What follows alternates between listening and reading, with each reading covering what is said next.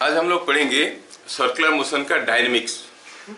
We have already seen the kinematics part, जिसमें हम लोग देखिए angular displacement, angular velocity, angular acceleration and their relations with linear motion parameters. नहीं, आज देखेंगे सर्कुलर मोशन डायनेमिक्स, मतलब इसमें फोर्सेस, एनर्जी, ये सारे के बारे में भी हम लोग एनालिसिस करेंगे।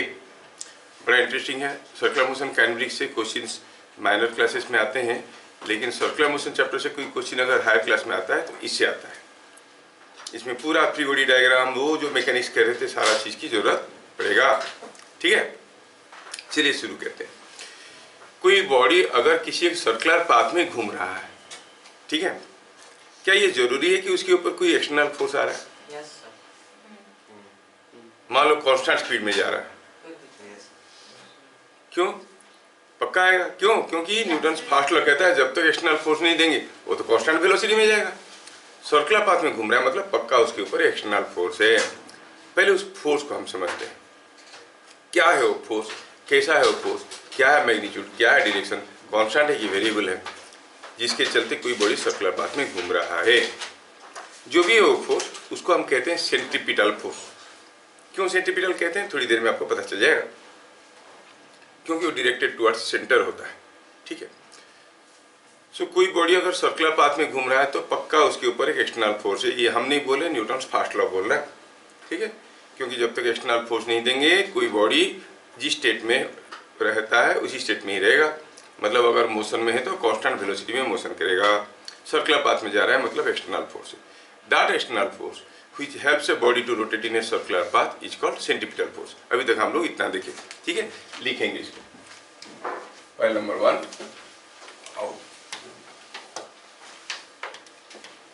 when a body is moving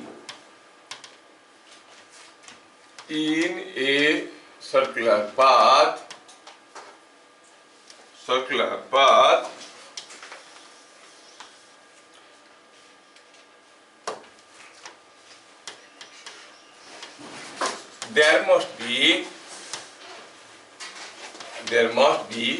an external force acting on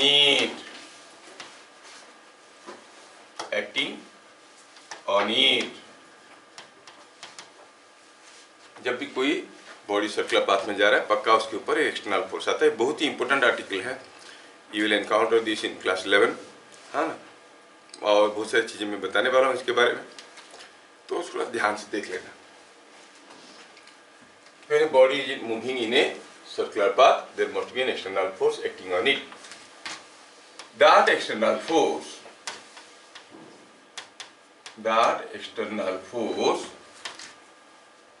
which helps the body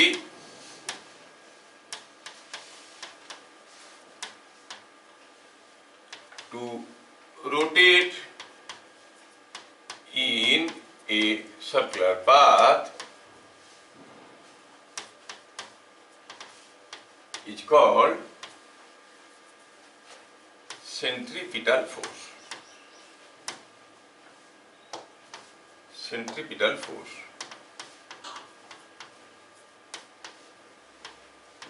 अब नया फोर्स हमारे सामने आया। हम बोले कोई भी फोर्स के बारे में पूरा जानकारी जानने के लिए उसका मैग्नीट्यूड, डायरेक्शन और पॉइंट ऑफ एप्लीकेशन जानना जरूरी है। तो ये फोर्स किस डायरेक्शन में होता है देखना पड़ेगा। कहाँ आता है, इस बॉडी के ऊपर आ रहा है, पॉइंट ऑफ एप्लीकेशन उस बॉडी के ऊपर आ रहा है। मैग्नीट्यूड और डायरेक्शन अभी देखना बाकी है ना, कैसा। चलिए थोड़ा गेस करते हैं क्या होगा उसका डायरेक्शन।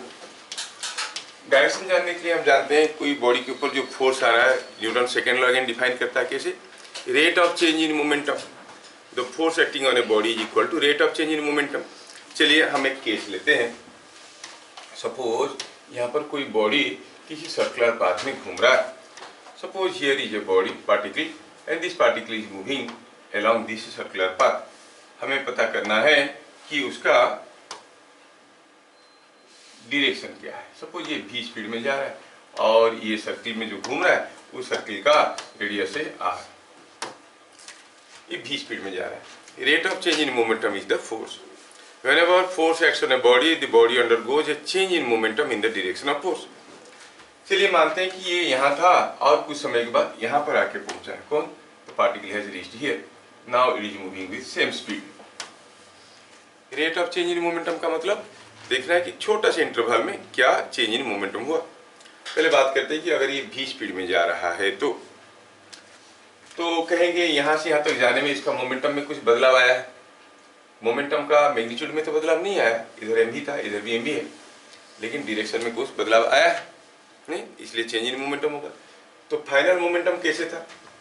चलिए फाइनल मोमेंटम कैसे था, इनिशियल मोमेंटम कैसे था देखते हैं और दोनों का डिफरेंस निकालते हैं। Change in momentum is always in the direction of impressed force. यहाँ पर जब था इस बॉडी का मोमेंटम कुछ इस डायरेक्शन में था, क्लियर, सबको मालूम है। यहाँ पर था तो मोमेंटम ऐसे था। ये मोमेंटम कितना था? ये मोमेंटम था m भी और ये मोमेंटम भी था m भी। ये फाइनल मोमेंटम है, ये इनिशियल मोमेंटम है, क्योंकि पार्टिकल ऐसे घूम रहा है, ऐसे। ये पहले था फिर ये था। चेंज इन मोमेंटम मतलब इनिशियल मोमेंटम माइनस फाइनल और final momentum minus initial, final minus initial, सबको मालूम है। तो इससे इसको माइनस करेंगे। चलिए थोड़ा करके देखते हैं। This vector minus this vector कैसे निकालेंगे? थोड़ा सा मैं इन दोनों को ऐसे करता हूँ। हाँ, ये हो गया फाइनल मोमेंटम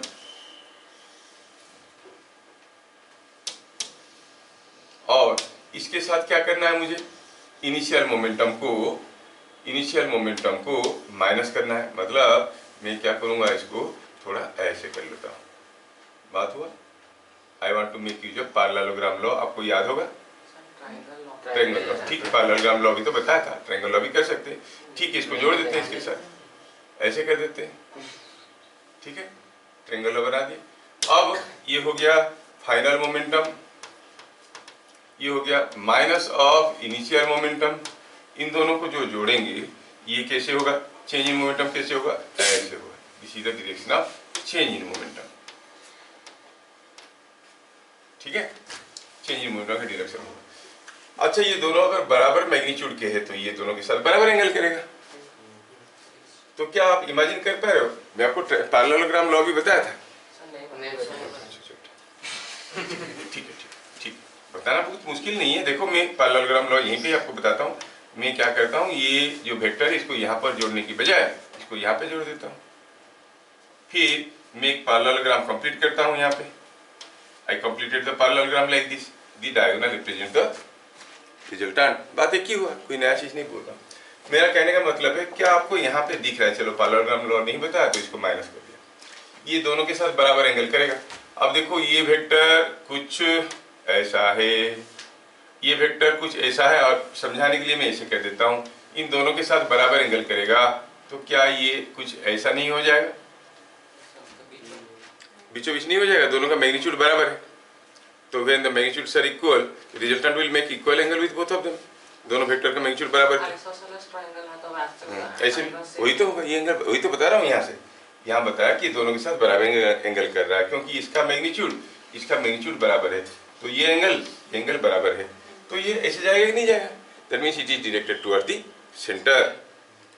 इसका प्रूफ है, मैथमेटिकल प्रूफ है। मैथमेटिकल प्रूफ में बहुत सारी चीजों की जरूरत पड़ेगा।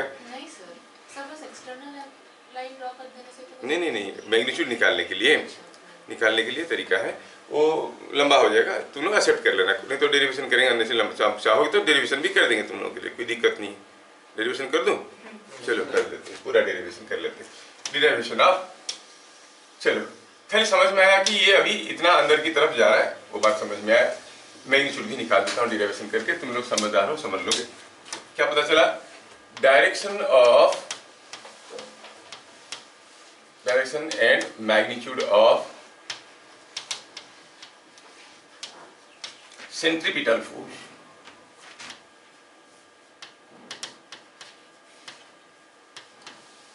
हाँ, क्यों छोड़ेंगे थोड़ी सी चीज को, बेकार में तुम लोग फंसोगे आगे चल के। तो let me do it. say here is a particle moving in a circle of radius r. Let a particle moves in a circle with speed v. ठीक है, सर्किल में मूव कर रहा है, उसका स्पीड v है, ठीक है। और ये a से b तक जाता है, a से b तक जाता है। यहाँ पर उसका मोमेंटम कुछ ऐसे था, यहाँ पर उसका मोमेंटम कुछ ऐसे था, यहाँ पर मोमेंटम था mv, यहाँ पर मोमेंटम था mv, रेडियस है r। Let it moves from a to b in dt second. छोटा सा साइन dt सेकेंड क्यों लिए? क्योंकि मुझे rate of change in momentum निकालना है। dt सेकेंड में कितना चेंज इन मोमेंटम हुआ? Delta p by delta t will be the change in momentum, rate of change in momentum. अच्छा, a to b गया dt सेकेंड में, figure में दिखा रहा हूं कि ये एंगल है थीटा, कुछ होगा एंगल। अच्छा, क्या बता सकते हो ये दोनों जो टेंजेंट में ड्रॉ किया हूं, they are representing the momentum, उनके बीच में एंगल क्या होगा? देखो तो कितना होगा? सिंपल से सोचो तो बहुत आसान है। ये देखो, ये बी है, ये पॉइंट, ये इसका डायरेक्शन था ऐसे, इसका डायरेक्शन था ऐसे, नहीं, ये अगर थीटा है, ये 90 है, ये 90 है, तो ये 180 माइनस थीटा हुआ और ये एंगल हो गया थीटा, है कि नहीं?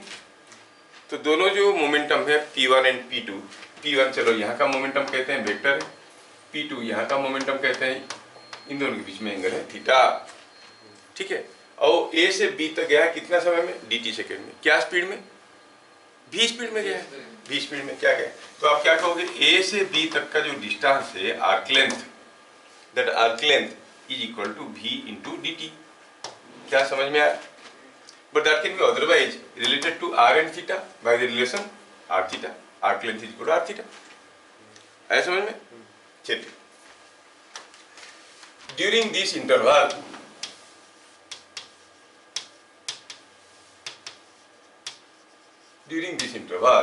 आप कहोगे कि चेंज इन मोमेंटम कितना हो जाएगा? P2 minus P1 final minus initial. और ये निकालना आपको आता है कैसे? P2 का स्क्वायर P1 का स्क्वायर माइनस 2P1 P2, याद है कि भूल गए? Cos of angle between them, क्योंकि P1 P2 के बीच में एंगल तो थीटा है, अभी देखे हम लोग। तो ये हो गया magnitude of change in momentum, ये हो गया magnitude of change in momentum. लेकिन P2 P1 दोनों सेम है, कितना है? mv। तो इसको हम कह सकते हैं mv का स्क्वायर माइनस 2mv का square cos theta whole double. इसको लिख सकते हैं 2mv स्क्वायर माइनस 2mv का square into cos theta whole double. इसमें से 2mv स्क्वायर को बाहर ले आओ, क्या मिलेगा? √2 टाइम्स mv, अंदर क्या रहेगा? 1 माइनस कॉस थीटा रहेगा ना? अच्छा, क्या मालूम तुम लोगों को ये ट्रिग्नोमेट्रिक एक्सप्रेशन मालूम होगा कि नहीं होगा? Cos theta equal to 2 sine theta by 2 cos, जानते हो in terms of theta by 2 expression इसका? Cos square theta by 2 minus sine square theta by 2, हाँ या ना? cos 2 theta is cos square theta minus है। cos 2 theta is cos square theta minus sine square theta, ये सबको मालूम है? रौनक नहीं मालूम है। थोड़ा सा कहते हैं, जैसे आपको ये ट्रिग्नोमेट्रिक आइडेंटिटीज मालूम होंगे, sine square theta plus cos square theta equal to 1 होता है ना? साइन 2 थीटा इसका वैल्यू होता है 2 sine theta into cos theta. cos 2 theta होता है cos square theta minus sine square theta. ये सब में नहीं पढ़ा है क्योंकि मैं नहीं सोचा था मुझे ये सब करवाना पड़ेगा आगे। अगर नहीं मालूम है तो सोच लो कि है ये सब, ठीक है। इसको भी प्रूव कर सकते हैं, लेकिन हम लोग पूरा आउट ऑफ वर्ड हो जाएंगे, कहाँ क्या करना चाहते हैं, क्या चले जाएंगे, ठीक है। तो सिमिलरली अगर cos 2 थीटा को ऐसे लिखते हैं तो हम cos थीटा को ऐसे लिख सकते हैं क्या? cos थीटा को लिख सकते हैं cos square theta by 2 minus sine square theta by 2 से लिख सकते हैं, सिंपल सा चीज है। अब ये जो cos स्क्वायर थीटा बाई 2 है, इसको cos स्क्वायर थीटा को क्या लिखते हैं हम लोग? 1 माइनस साइन स्क्वायर थीटा लिखते हैं। तो cos स्क्वायर थीटा को बाई 2 को लिख सकते हैं 1 minus sine square theta by 2 लिख सकते हैं ना? माइनस और तो साइन स्क्वायर थीटा बाई 2 था, तो क्या बन जाएगा? I can write the entire thing as 1 minus 2 sine square theta by 2। लिख सकते हैं। तो cos थीटा की जगह हम ये लिख सकते हैं 1 - 2 sin स्क्वायर थीटा बाई 2। ठीक है, कीपिंग दिस इन माइंड वापस चलते हैं। यहाँ पर cos थीटा तो क्या लिख सकते हैं, it is √2 times mv into √1 - 1 plus 2 sin square theta by 2। ठीक है, ठीक है।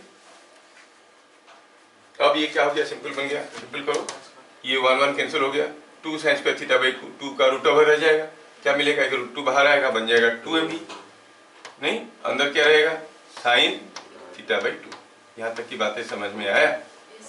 नहीं आया तो वी नो दैट लिख देना, किसी को पता नहीं चलेगा, उनको मालूम नहीं है। ठीक है, थोड़ा हचपच था इसलिए मैं एवॉइड कर रहा था। एनीवे हो गया। अच्छा, तो पता चला change in momentum has a magnitude 2mv sin theta by 2। अच्छा, ये बात है। तो अभी हमें समझ में आया कि change in momentum has got a magnitude 2mv sin theta by 2। हम बात कर रहे हैं पार्टिकल का मोशन के बारे में, जिसमें वो particle it moves from A to B in dt seconds, मतलब कोई छोटा सा टाइम में। छोटा सा टाइम में कितना दूर गया होगा, थोड़ा सा दूर गया होगा। थोड़ा सा दूर गया होगा तो theta must be small. When theta is small you know sin theta is equal to theta, बताए थे, है ना। सो क्यों थीटा हम dt क्यों स्मॉल टाइम लिए, क्योंकि मुझे क्या निकालना है, delta p by delta t। The small interval of delta t seconds what is the change in momentum, delta p by delta t होता है फोर्स। स्मॉल इंटरवल में dt काफी कम है, थोड़ा सा दूर गया होगा, थीटा काफी छोटा होगा, इतना छोटा होगा कि sin थीटा को थीटा लिख सकते हैं। नहीं तो हम कहेंगे, क्या कहेंगे इसमें, as it is calculated over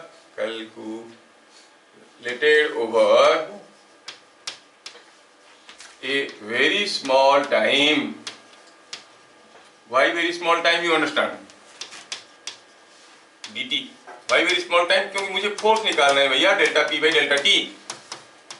नहीं, ये निकालना है तो वेरी स्मॉल टाइम में निकालना होता है, small time dt, therefore theta is very small। अच्छा, so हम कहेंगे theta by 2 sin theta by 2। Previous classes में रेडियन का डिस्क्रिप्शन पढ़ते वक्त हम लोग समझे थे sin theta by 2 will be equal to theta by 2, क्योंकि छोटा quantity sin 0.00001 radian is equal to 0.001 बताए थे हम। अच्छा, अब सारे रेडियन में ही चल रहा है। अच्छा, 10 डेल्टा p का वैल्यू क्या हो गया भैया, ये हो गया 2mv sin थीटा बाई 2 की जगह थीटा बाई 2 लिखेंगे, 2 को खा गया mv थीटा। और पहले हम देख चुके हैं थीटा क्या था, देखो तो थीटा क्या था, vdt बाई r था कि नहीं, vdt was equal to r theta, so theta हो गया vdt बाई r। तो अब इसमें हम लिखेंगे अगर थीटा की जगह vdt बाई r तो क्या बन जाएगा, mv into vdt by r। तो what is the force magnitude, it is change in momentum by time taken to change the momentum, है ना। तो dt को इधर ले आए, dt को अगर हम इधर ले आते हैं तो क्या मिलेगा, देखो तो डेल्टा p ये था, dt इधर ले आए, मिला mv स्क्वायर बाई r। समझ में? तो the magnitude of centripetal force is coming out to be mv square by r। Derivation आपको नहीं चाहिए, आपको ये स्टेटमेंट में डायरेक्ट बताने वाला था, आप लोग इंटरेस्ट दिखाए तो डेरिवेशन में बनाया। तो जिनको नहीं समझ में आया एकदम इतना मत, और थोड़ा बड़े हो जाए तो जल्दी जल्दी चीजें समझ में आएगा। ठीक है, तो जो कंक्लूजन मिला अभी के पूरा डिस्कशन में उसको लिखेंगे। आप लोग पहले इसको नोट कर लो।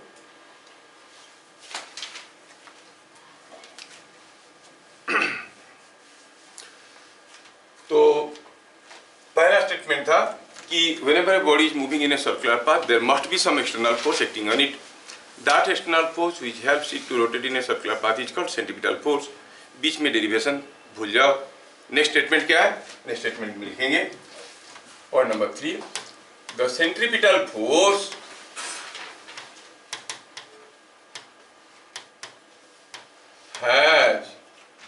Magnitude mv square by r and direction perpendicular to velocity and directed towards center.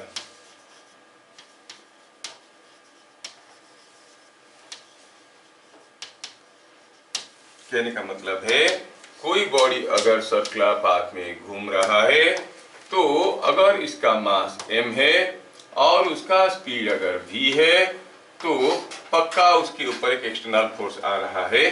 कैसे? द एक्सटर्नल फोर्स इज पक्का directed toward the centre and perpendicular to the velocity.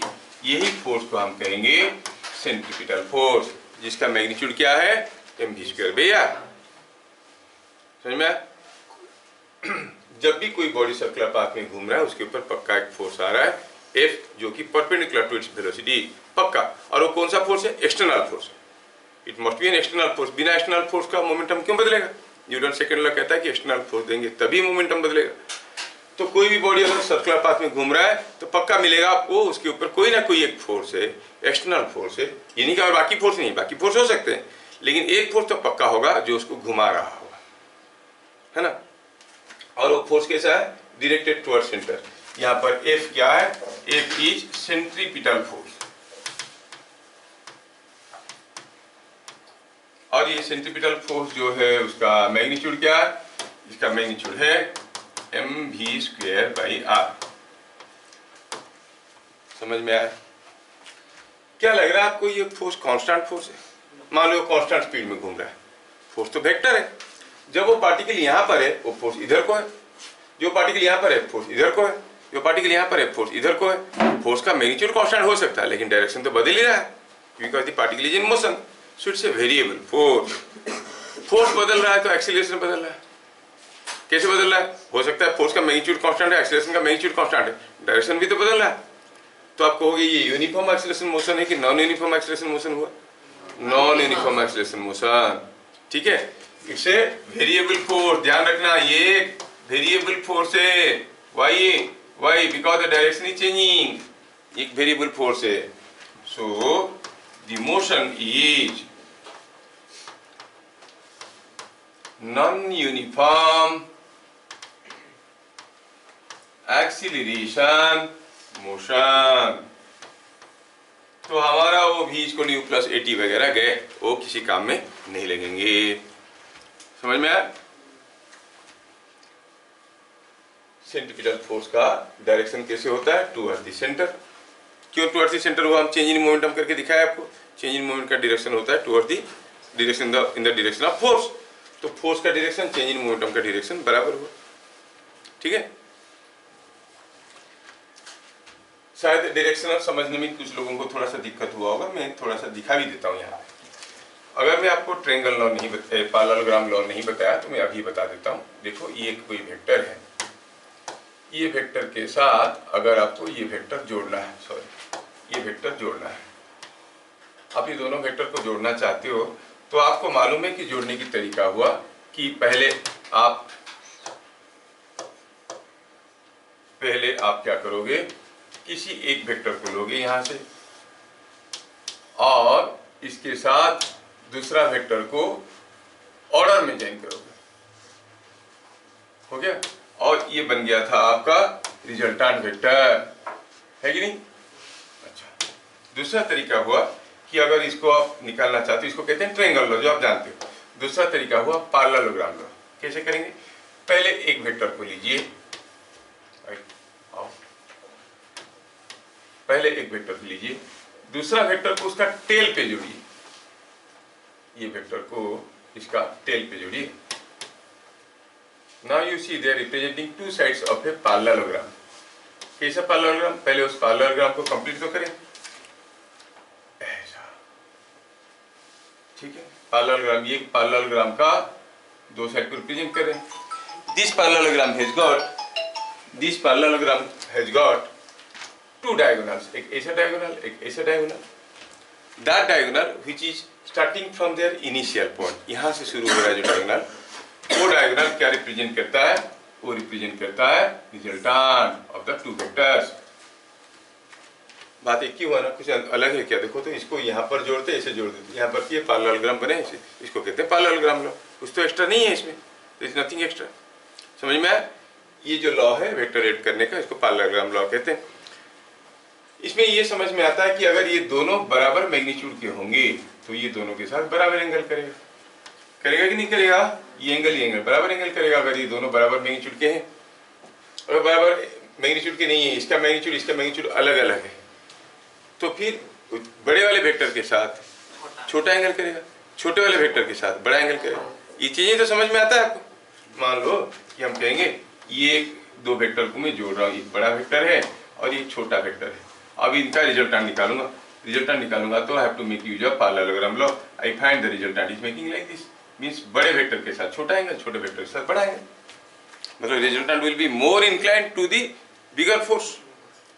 एक ताकतवर आदमी खींच रहा है, एक छोटा बच्चा खींच रहा है, तो किधर जाएगा? ताकतवर आदमी की तरफ जाएगा रिजल्टेंट, है कि नहीं? तो लेकिन अगर ये दोनों बराबर मैग्नीट्यूड के हैं तो ये दोनों के साथ बराबर एंगल करेगा। इतना जानकारी हो गया।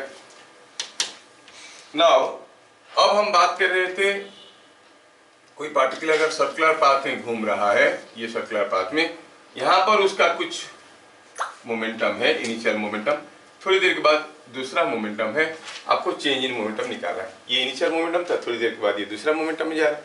चेंज इन मोमेंटम निकालने के लिए क्या करना पड़ता है आपको? करना पड़ता है फाइनल मोमेंटम माइनस इनिशियल। इसके साथ माइनस ऑफ दिस वैल्यू को जोड़ेंगे, दोनों बराबर मैग्नीट्यूड के हैं। बात समझ में आ रहा है? इसके साथ फाइनल मोमेंटम हो गया, ये वाला। इसके साथ जोड़ना है माइनस ऑफ इनिशियल मोमेंटम ऐसा है तो माइनस ऑफ इनिशियल मोमेंटम ऐसे रहेगा, और दोनों बराबर मैग्नीट्यूड के हैं। अब बनाओ इसका पैरेललोग्राम बनाओगे तो कैसे होगा? ऐसे होगा ना, होगा कि नहीं होगा? और जो रिजल्टेंट होगा वो कैसे होगा? Resultant will be something in this direction. क्या बात समझ में आ रहा है? ये और ये बराबर मैग्नीट्यूड के हैं। ये हो गया आपका फाइनल मोमेंटम, ये हो गया माइनस ऑफ इनिशियल मोमेंटम। तो आसानी से दिख रहा है, इन दोनों को जोड़ोगे तो this diagonal will represent the sum of final momentum and minus initial momentum. That is, इन दोनों को जोड़ोगे तो ये मिलेगा आपको चेंज इन मोमेंटम, जो कि टुवर्ड्स सेंटर है। बात समझ में आ रहा है? ये चीजें भी आपको समझ में आया। हाँ, तो बात क्या कर रहे थे? बात ये कर रहे थे हम लोग कि the centripetal force has magnitude mv square by r and direction perpendicular to velocity and directed towards the center। इतना याद रखो, ये बाकी तो मैं जस्टिफाई करने की कोशिश कर रहा था। समझ में आया? जब भी कोई बॉडी सर्कुलर पाथ में जा रहा है, उसके ऊपर एक फोर्स आ रहा होगा पक्का, जो कि परपेंडिकुलर टू द वेलोसिटी है और डायरेक्टेड टुवर्ड्स सेंटर है। उसी फोर्स को, उसी एक्सटर्नल फोर्स को हम कहेंगे सेंट्रीपिटल फोर्स। ठीक है, पॉइंट नंबर 4 में चलते हैं। तो अभी हमें समझ में आया कि जो सेंट्रीपिटल फोर्स है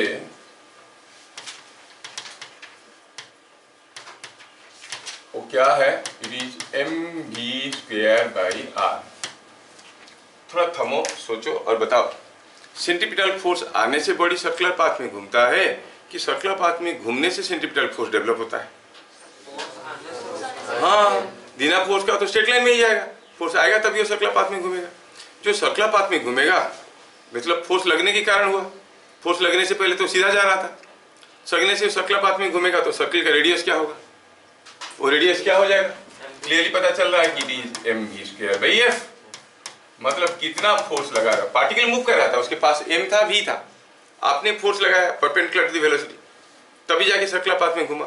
कितना बड़ा सर्किल में घुमा वो डिपेंड करता है कि कितने फोर्स लगाया। Are you getting? सोचो आपकी दोस्त आपके सामने से दौड़ के जा रहा है, जब वो आपके सामने से जा रहा था आप उसके हाथ पकड़ के खींच लिए। कैसे खींचे? वेलोसिटी को परपेंडिकुलर, है ना? तो क्या होगा? घूम जाएगा आपके चारों तरफ। जोर से खींच लोगे तो छोटा सर्किल में घूम जाएगा, धीरे से खींचोगे तो बड़ा सर्किल में घूमेगा। होगा कि नहीं होगा? एकदम पास से जा रहा था, बहुत जोर से खींच लिया तुरंत मुड़ जाएगा आपके पास, नहीं? अगर धीरे से खींचोगे तो बड़ा सर्किल में घूम जाएगा। तो फोर्स अगर ज्यादा है रेडियस कम है, फोर्स अगर कम होगा तो रेडियस ज्यादा होगा। क्या बात समझ में आ रहा है? Let me explain it. Suppose यहाँ पर कोई एक इलेक्ट्रोमैग्नेट है, जिसमें करंट अगर जाएगा तो ये मैग्नेट जैसे बिहेव करेगा। यहाँ पर कोई एक आयरन ब्लॉक था, कोई एक भी वेलोसिटी में जा रहा था। अब अगर आप इलेक्ट्रोमैग्नेट को चार्ज नहीं करते हो, it is suppose to go like this, लेकिन जैसे वो इधर से गुजर रहा था आपने इसको चार्ज कर दिया, कुछ करंट इसमें पास कर दिया तो मैग्नेट बन गया। मैग्नेट बन गया तो इसको खींचेगा। अगर बहुत ज्यादा करंट दिए तो स्ट्रांगली खींचेगा, स्ट्रांगली खींचेगा तो ये सडनली ऐसे मुड़ जाएगा, है कि नहीं। अगर हम थोड़ा सा करंट दिए, वीक करंट दिए, तो धीरे से खींचेगा तो ये ऐसे मुड़ जाएगा। समझ में आ रहा है? मतलब when the force is weak, it is going in a bigger circle, radius is more. Force is very strong, it immediately takes a turn and you find the radius is less. समझ में आ रहा है? Feel हो रहा है? Feel होना बहुत जरूरी है। हाँ, अच्छा, ये बात आपको समझ में आया। तो कितना बड़ा रेडियस में वो घूमेगा इसके ऊपर, किसके ऊपर डिपेंड करता है? Depends upon force. हमें इंटेलिजेंट बनना पड़ेगा और सोचना पड़ेगा और समझना पड़ेगा और रिकॉग्नाइज करके निकालना पड़ेगा कि कौन है वो फोर्स हर एक सर्कुलर पाथ में। सपोज मैं कोई एक थ्रेड में एक पत्थर बांध के घुमा रहा हूँ, tension in the thread is always perpendicular to the velocity and directed toward the centre, so that is behaving as the centripetal force, है कि नहीं। Electron is revolving around the nucleus, क्या होगा? Coulombic force. Nucleus positive charge है, electron negative charge है, वो खींच रहा है toward the centre. Mercury, planet Mercury is moving around sun, gravitational force जो कि perpendicular to the velocity toward the centre. काफी केसेस में हम बोल लेंगे, इन काफी केसेस में हमको समझना पड़ेगा। सपोज ये पेन को मैं ऐसे पकड़ा हूं, ये पेन को मैं ऐसे घुमाया, पेन घूम रहा है सर्कुलर पाथ में, कौन है वो फोर्स? पक्का तो होगा कौन है फोर्स? सोचो कौन सा फोर्स है। हम क्या बोले? Centripetal force is external force और internal force. External force directed toward centre perpendicular to the velocity. देखो पेन के ऊपर क्या क्या फोर्स है directed perpendicular to the velocity. एक वेट है, ऐसा है, परपेंडिकुलर टू वेलोसिटी है, but is directed toward centre? No, ये तो नहीं हो सकता। अच्छा, ये पेन में मैंने दोनों उंगली से दबा के रखा हूं, नॉर्मल रिएक्शंस आर देयर, क्या वो normal reactions perpendicular to the velocity है? वो भी नहीं है। अब सोचो कि अगर मैं उंगली में यहाँ पर थोड़ा तेल डाल देता हूँ, स्मूथ कर देता हूँ, हाथ को जोर से घुमा लूंगा तो फिसल के बाहर निकल जाएगा, फिसल के बाहर निकल जाएगा। अभी निकलने की कोशिश कर रहा होगा लेकिन नहीं जा पा रहा है, कौन रोक रहा है उसको? Friction. So how is the friction? Is it perpendicular to the velocity? Is it directed toward the centre? Yes, friction is giving you the necessary centripetal force. तो यहाँ पर जो सेंट्रीपिटल फोर्स निकलेगा mv² बाई r, उसको frictional force के साथ equate कर देंगे। समझ में आ रहा? सपोज मैं कहूँ कि यहाँ पर कोई एक कोनिकल पेंडुलम की बात करें, ये कोनिकल पेंडुलम ये हॉरिजॉन्टल सर्किल में घूम रहा है, ऐसा डिस्कशन हम लोग पहले से किए हैं। ये कोनिकल पेंडुलम ऐसे हॉरिजॉन्टल सर्किल में घूम रहा है, क्या वो फोर्सेस है उसके ऊपर? एक वेट तो है, क्या एक टेंशन भी है? नहीं। क्या ये जो एक्सटर्नल फोर्सेस है ये परपेंडिकुलर टू द वेलोसिटी है? सोचो कोनिकल पेंडुलम ऐसे ऐसे गोल गोल हॉरिजॉन्टल सर्किल में घूम रहा है, वेट नीचे की तरफ है, परपेंडिकुलर टू द वेलोसिटी है, क्या ये डायरेक्टेड टुवर्ड सेंटर है? No, it can not be centripetal force.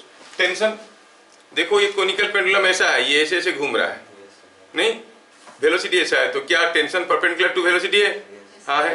Is directed toward centre? No, circle का सेंटर कहाँ है? इधर, that is also not toward the centre, then what is that force? ये tension का एक कंपोनेंट इस direction में भी है, टेंशन का एक कंपोनेंट इस डायरेक्शन में ही है। The horizontal component of tension is providing the necessary centripetal force. इतना दिमाग लगाने की जरूरत नहीं पड़ेगा, अभी खाली शुरू में बता रहा हूँ कि सोच के समझना है आपको। Who is providing the necessary centripetal force? जैसे आप साइकिल में जा रहे हो, कोई रास्ता आया, टर्निंग आया, टर्निंग लिए तो you are also in a circular path, आपके ऊपर भी कोई फोर्स होना चाहिए जो कि perpendicular to the velocity directed toward centre होना चाहिए। कौन है वो फोर्स? सोचो, आप टर्निंग ले रहे हो साइकिल में, बड़ा इंटरेस्टिंग है, आप ऐसे गए, ऐसे जाके ऐसे टर्निंग ले रहे हो, क्या फोर्स है जो कि perpendicular to the velocity toward centre? पहले देखो कि आपके ऊपर एक्सटर्नल फोर्स क्या क्या है। एक तो वेट है, एक तो एक्सटर्नल फोर्स देखना है, एक तो है वेट जो कि परपेंडिकुलर टू वेलोसिटी है लेकिन not toward centre. Normal reaction वो भी परपेंडिकुलर टू वेलोसिटी है, नॉट टुवर्ड सेंटर, तो there is some friction also. तो पक्का फ्रिक्शन का डायरेक्शन हमें मालूम नहीं था, लेकिन पता चला है कि पक्का वो फोर्स होगा किधर को? Toward the centre. So when you are taking a turn, the frictional force is neither in the direction of motion nor in the opposite direction of motion, it is perpendicular to the direction of motion. क्योंकि frictional force किस direction में होता है? In opposition to the sliding tendency, turning लेते वक्त मान लो तेल गिरा हुआ है, टर्न ले लोगे तो फिसल जाएगा साइकिल, उसका अपोजिट में होता है फ्रिक्शनल फोर्स का डायरेक्शन। तो किधर को हो गया? Towards centre perpendicular to velocity. तो जब हम टर्निंग ले रहे हैं, centripetal force is provided by friction. इस चैप्टर में ये सब चीज़ें पढ़नी, ये सब पर्टिकुलर केसेस है, हम पढ़ेंगे डिटेल्स में सारे। अभी शुरू में हम थोड़ा सा बता दिए। क्या बात समझ में आया? तो अभी तक जितना बताया उसमें से हाईलाइटेड पॉइंट्स क्या है, बस उतना याद रखना। ये तो सारा चीज़ पता है। हाईलाइटेड पॉइंट हुआ, जब भी कोई बड़ी सर्कुलर पाथ में घूम रहा है, पक्का उसके ऊपर एक एक्सटर्नल फोर्स है। दूसरा, that external force which help the body to rotate in a circular path is called centripetal force. Centripetal force has got a magnitude mv square by r and direction is perpendicular to the velocity towards the center. इतना और नहीं, बाकी तो मैं समझाने के लिए बहुत सारा चीज किया। समझ में आया? अच्छा, पॉइंट नंबर 5, अगर कोई बॉडी के ऊपर एक फोर्स आएगा तो पक्का उसका कुछ एक्सीलरेशन तो होगा ही नहीं। Because of centripetal force, the body develops an acceleration। कितना सेंट्रीपिटल फोर्स था? mv square by r by m, mv square by r divided by m, है ना। एक्सीलरेशन, अच्छा ठीक है, लिख देते हैं थोड़ा यहाँ पर, कॉल्ड सेंट्रीपिटल एक्सीलरेशन।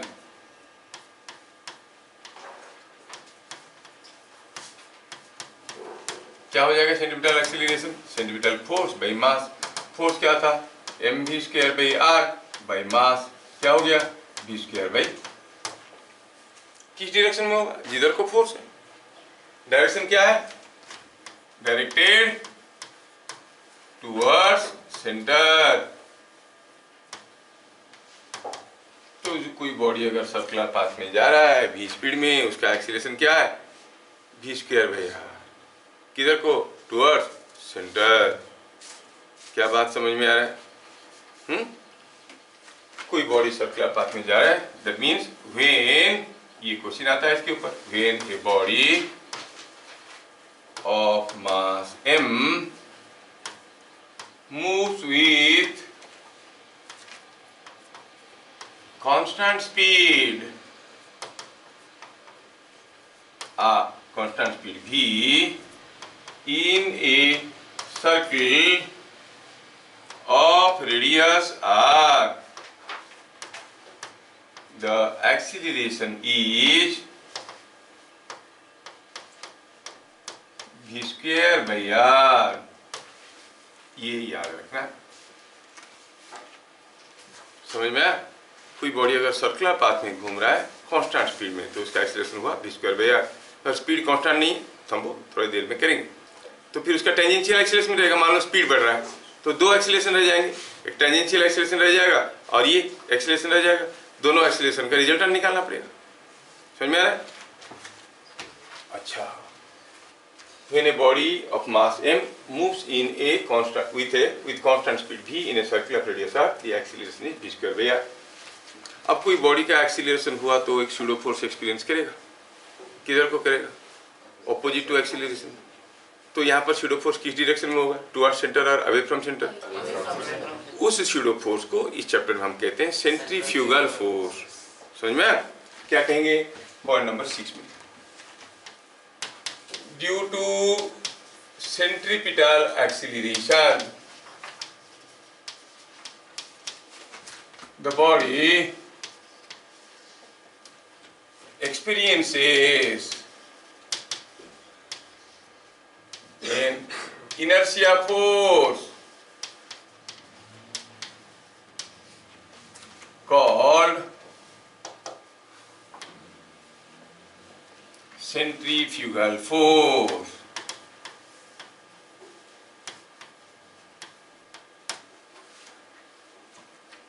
तो सेंट्रीफ्यूगल फोर्स क्या हो गया? सेंट्रीफ्यूगल फोर्स हो गया ma, that is mv square by r, that is directed inward or outward? Outward, ये किधर को डायरेक्टेड है? आउटवर्ड। सो कोई बॉडी अगर सर्कुलर पाथ में घूम रहा है, outward means away from centre, है ना, along the radius, away from centre. क्योंकि सेंट्रीपिटल फोर्स जिस डायरेक्शन में था, ये पार्टिकल ऐसे जा रहा था, इधर का था सेंट्रीपिटल फोर्स और ये ऐसे घूम रहा था, तो ये हो गया सेंट्रीपिटल एक्सीलरेशन, और जो शूडो फोर्स था वो ऐसे था, mv²/r। कितना इंटरेस्टिंग है, सेंट्रीपिटल फोर्स सेंट्रीफ्यूगल फोर्स दोनों का मैग्नीट्यूड बराबर है, बस डिफरेंस ये है कि एक अंदर की तरफ एक बाहर की तरफ है कि नहीं, लेकिन इसके अलावा भी काफी सारे डिफरेंसेस है। लेट अस नोट आउट कि सेंट्रीपिटल फोर्स और सेंट्रीफ्यूगल फोर्स में क्या क्या अंतर है। पॉइंट नंबर 7, क्या मैं ठीक स्पीड में बता रहा हूं, आपको समझ में आ रहा है? अरे ठीक। पॉइंट नंबर 7 में अब आप सोचो और बताओ कि डिफरेंसेस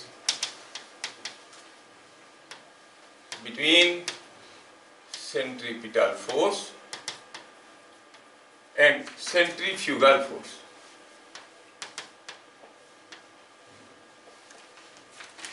डिफरेंस क्या है, दोनों का सिमिलरिटी क्या है, दोनों का मैग्नीट्यूड mv²/r है। पहला डिफरेंस जो आपके मन में आ रहा है वो क्या है? पहला हुआ एक्सटर्नल फोर्स, दूसरा हुआ शूडो फोर्स। एक सचमुच का फोर्स है, एक झूठमूठ का फोर्स है। सेंट्रीपिटल फोर्स ही है एक्सटर्नल फोर्स, बिना एक्सटर्नल फोर्स का बनेगा नहीं हो, लेकिन सेंट्रीफ्यूगल फोर्स तो लगता है उसको है, इनर्शिया फोर्स है, जो कि शूडो फोर्स है। तो पहला हुआ कि ये एक्सटर्नल फोर्स है, सचमुच का फोर्स है भैया, और ये क्या है? शूडो फोर्स है।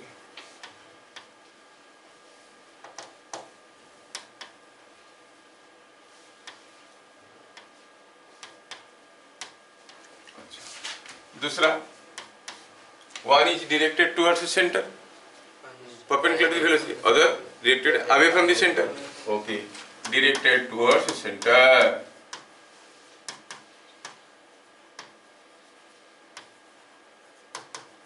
Other directed away from center. Away from center. और क्या डिफरेंस है? और क्या डिफरेंस है? बहुत एक इंटरेस्टिंग और बहुत ही इंपॉर्टेंट डिफरेंस है जो हमें अक्सर काम में लगेंगे, अक्सर नजर में नहीं आता है। जैसे मैं अभी भी थोड़ी देर पहले बताया कि पेन को मैं सर्कुलर पाथ में घुमा रहा हूं, ठीक है, तो who is providing the necessary centripetal force? Friction. कहाँ पे आ रहा है? यहाँ पे आ रहा है ना, लोएस्ट पॉइंट में आ रहा है, क्योंकि ऐसे पकड़ा हूं। अच्छा, मैं पेन को यहाँ से पकड़ के भी तो घुमा सकता था। ये बॉडी को सेम सर्कुलर मोशन देने के लिए I can apply the centripetal force here here here here, मेरी मर्जी कहीं भी दे सकता हूँ। सो सेंट्रीपिटल फोर्स में एक्ट एट एनी पॉइंट, लेकिन सेंट्रीफ्यूगल फोर्स क्या है? Pseudo force. शूडो फोर्स कहाँ पे आता है? Always at the centre of मास। मैं अगर नीचे से पकड़ के घुमा रहा हूँ तो सेंट्रीपिटल फोर्स नीचे आ रहा है, सेंट्रीफ्यूगल फोर्स यहाँ पे आ रहा है। इसलिए क्या होगा, मान लो कि मैं इसे पकड़ा हूँ, कोई अगर ऐसे यहाँ से खींचेगा तो क्या होगा, ये बाहर की तरफ गिर जाएगा, गिरेगा कि नहीं गिरेगा? जब मैं हाथ को ऐसे गिराता हूँ, देखो ये बाहर की तरफ गिर जाता है ना। अगर मैं यहाँ से पकड़ के घुमाऊं तो सेंट्रीपिटल फोर्स ऊपर आया, लेकिन सेंट्रीफ्यूगल फोर्स यहाँ पे आएगा। अगर ऐसे पकड़ के जोर से घुमाऊंगा तो ये ऐसे उठ जाएगा, क्योंकि ऐसे ही खींच रहा है। समझ में आ रहा है? Centrifugal force will B bending it like this. समझ में आ रहा है? Centrifugal force is always acting here at the centre of mass, but centripetal force or it may act at any point depending upon the agent who is applying on it. ठीक है? So it may act at any point on the body. But इस case में क्या लिखेंगे? Always acts at center of mass. क्या चीजें समझ में आया? सेंट्रीपिटल फोर्स में और सेंट्रीफ्यूगल फोर्स में क्या बेसिक डिफरेंसेस है समझ में आया? सिमिलरिटी क्या है कि दोनों का मैग्नीट्यूड बराबर है, बस उतना ही है। दोनों परपेंडिकुलर टू द वेलोसिटी है, लेकिन एक टुवर्ड द सेंटर, एक अवे फ्रॉम द सेंटर, है ना। बाकी जो डिफरेंसेस इंपॉर्टेंट था, एक एक्सटर्नल फोर्स था, एक स्यूडो फोर्स था, एक टुवर्ड सेंटर था, एक अवे फ्रॉम सेंटर था, एक कहीं भी हो सकता है, दूसरा हरदम सेंटर ऑफ मास में होता है। समझ में आया? अच्छा, पॉइंट नंबर 8, ये जो सेंट्रीपिटल फोर्स की बात चल रहा है, ये एक्सटर्नल फोर्स है। Force is always perpendicular to the velocity. कोई चीज सर्कुलर पाथ में जा रहा है ऐसे, मान लो कि वो v स्पीड में जा रहा है ऐसे, सेंट्रीपिटल फोर्स तो ऐसा है। So over any small displacement what is the work done by the centripetal force? Zero, क्योंकि फोर्स और डिस्प्लेसमेंट दोनों आपस में परपेंडिकुलर है। वर्क डन का फॉर्मूला होता था F d s cos theta, यहाँ पर थीटा क्या है 90 डिग्री। तो सेंट्रीपिटल फोर्स सिर्फ घुमाता है, कोई वर्क नहीं करता है। कोई वर्क नहीं करेगा तो वर्क एनर्जी थ्योरम हम जानते हैं, work done on a body is equal to change in kinetic energy. तो सेंट्रीपिटल फोर्स काइनेटिक एनर्जी में कोई बदलाव नहीं लाता है कि नहीं? तो ये बॉडी को सिर्फ घुमाता है, वो भी कांस्टेंट स्पीड में। बात समझ में आ रहा है? नहीं आ रहा? अरे ठीक है, हम ये बोले कि क्योंकि force is perpendicular to the velocity, what is the work done by the centripetal force? Zero. मान लो कि ये बॉडी यहाँ से यहाँ तक गया, फोर्स वेरिएबल है कि कांस्टेंट है? वेरिएबल है। तो हम देखेंगे यहाँ पर जब था फोर्स ऐसे था, यहाँ पर जब था फोर्स ऐसे था, यहाँ पर तो फोर्स ऐसे था, यहाँ पर फोर्स ऐसे था। हर वक्त ये डिस्प्लेसमेंट को परपेंडिकुलर था। यहाँ से यहाँ तक जाने में वर्क डन जीरो, यहाँ से यहाँ तक जीरो, यहाँ से यहाँ तक जीरो, यहाँ से यहाँ तक, सारा जीरो को जोड़ोगे तो बहुत सारा जीरो मिलके भी तो जीरो ही होते हैं, होगा कि नहीं होगा? So centripetal force doesn't do any work. ठीक है, तो लिखेंगे work done bye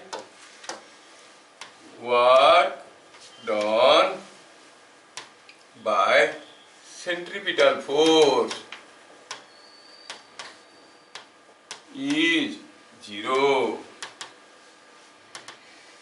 centripetal force से कोई वर्क होता नहीं है, because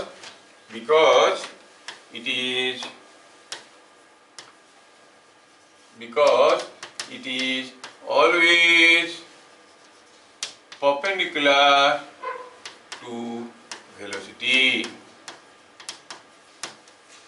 ये ऐसे गया, वेलोसिटी ऐसे हुआ, ओवर ए स्मॉल डिस्प्लेसमेंट ds। आप देखोगे कि जो फोर्स था वो परपेंडिकुलर टू वेलोसिटी था, इसीलिए वर्क डन क्या हो गया? F d s cos 90 that is equal to zero. समझ में आया? सेंट्रीपिटल फोर्स कोई वर्क करता नहीं है। आगे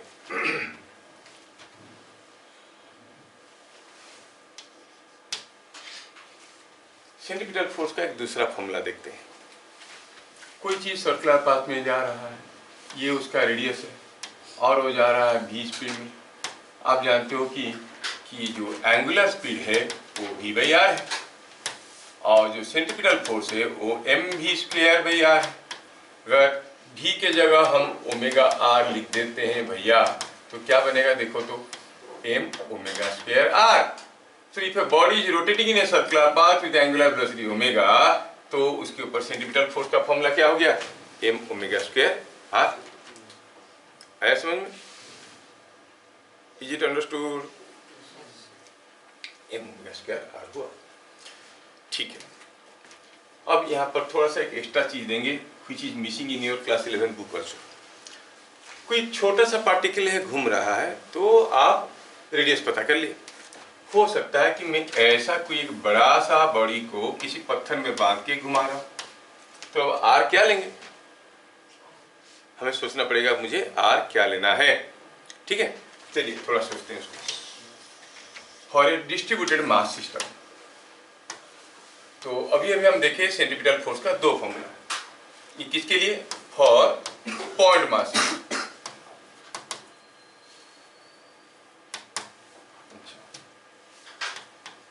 For a distributed mass system,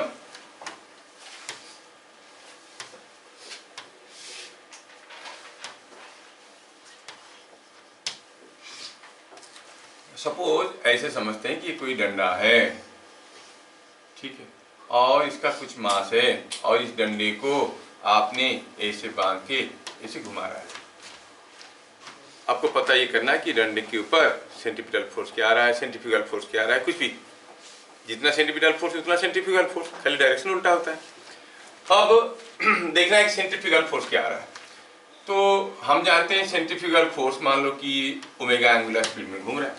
अच्छा, ये सारे जो पार्टिकल्स इसमें है, ये बार के साथ साथ घूम रहे हैं। सारे जो पार्टिकल है सारे का लीनियर वेलोसिटी बराबर है कि एंगुलर वेलोसिटी बराबर है? क्योंकि घूम रहे हैं। ये एक बार घूम के आएगा, जितना एंगल घूमेगा ये उतना एंगल घूमेगा, लेकिन ये जितना डिस्टेंस जाएगा ये उतना डिस्टेंस नहीं जाएगा। तो दोनों का स्पीड अलग अलग है लेकिन एंगुलर स्पीड बराबर है। अच्छा, सपोज हम कहेंगे कि यहाँ से x डिस्टेंस में जो पार्टिकल है, मान लेते हैं कि x1 डिस्टेंस में जो पार्टिकल है उसका मास m1 है, तो उसके ऊपर एक सेंट्रीफ्यूगल फोर्स आ रहा होगा m1 ओमेगा स्क्वायर x1। क्यों? अभी अभी ना फॉर्मूला देखे हम लोग, m ओमेगा स्क्वायर आर, अभी अभी देखे ना। तो हम कहेंगे ये जो पार्टिकल है छोटा सा, यहाँ से इसका रेडियस कौन सा रेडियस में घूम रहा है? x1 वाला रेडियस में। और यहाँ से ये डिस्टेंस में जो पार्टिकल है, सपोज इसका कुछ नाम देते हैं m2। ये कौन सा रेडियस में घूम रहा है? x2 में घूम रहा है। इसके ऊपर सेंट्रीफ्यूगल फोर्स ऐसे आ रहा है, इसके ऊपर ऐसे आ रहा है, इसके ऊपर ऐसे आ रहा है। सारे centrifugal forces are directed away from the centre, है ही नहीं? तो हम कहेंगे टोटल सेंट्रीफ्यूगल फोर्स कितना हो गया? It is m1 omega square x1। सही है? समझ में आ रहा है? प्लस m2 के ऊपर भी तो आ रहा है, ये भी खींच रहा है, ये भी खींच रहा है, सब मिलकर खींच रहे हैं। सारे एक्सटर्नल फोर्स निकालना चाहता हूँ, आई मीन सारे सेंट्रीफ्यूगल फोर्स निकालना चाहता हूँ, टोटल सेंट्रीफ्यूगल फोर्स। तो m2 ओमेगा स्क्वायर, सबका ओमेगा बराबर है x2, m3 omega square x3, ऐसे सबका निकालेंगे और जोड़ देंगे। अगर इसमें से जबरदस्ती में बाहर ले लेता हूँ ओमेगा स्क्वायर, अंदर क्या बच गया भाई? Is it coming out to be summation of mi xi? Yes, ये समेशन ऑफ mi xi है कि नहीं? और हमें मालूम है कि यहाँ से अगर इसका सेंटर ऑफ मास का डिस्टेंस x है, तो x क्या है? Summation of mi xi whole divided by summation of mi, है कि नहीं? तो समेशन ऑफ mi xi क्या हो गया? Distance of centre of mass into summation of mi। Summation of mi मतलब सारे मास को जोड़ो, मतलब total mass, total mass into x। x क्या है? Distance of centre of mass from the axis. ऊपर से चला गया क्या? नीचे से चला गया? अंदर से गया ना? गया कि रह गया अंदर? रह गया ना? तो I can write this entire thing as omega square into total mass into xcm। xcm मतलब distance of centre of mass from the axis. तो जो हमें समझ में आया उसको एक लाइन में लिखेंगे। मैं हरदम आपको डेरिवेशन दे रहा हूँ क्योंकि आपको बड़ी जरूरत पड़ेगा, लेकिन मैं स्टेटमेंट खाली दे सकता था ऐसे होगा बोल के, तो थोड़ा ऐसे लिख दोगे तो अच्छा रहेगा, समझ में आ जाएगा बाद में पढ़ के, है ना? तो क्या लिखेंगे? For a distributed mass system in uniform circular motion, uniform circular motion किसको कहते हैं? जिसमें ओमेगा कांस्टेंट है। द नेट सेंट्रीपिटल फोर्स और centrifugal force, net centrifugal force is equal to m omega square xcm, where m क्या है? Total mass, omega क्या है? एंगुलर स्पीड, xcm क्या है? Distance of centre of mass from axis of rotation. जिस axis में घूम रहा है वहां से सेंटर ऑफ मास का डिस्टेंस क्या है? फिगर में बताया चाहे तो ये कोई बॉडी है, इसको हम इस एक्सिस में घुमा रहे हैं। चलो मानते हैं कि ये हो गया सेंटर ऑफ मास, और ये अगर घूम रहा है with an angular velocity omega, तो आपको हो गए सेंट्रीपिटल फोर्स क्या हो गया? m ओमेगा स्क्वायर xcm, ये हो गया x।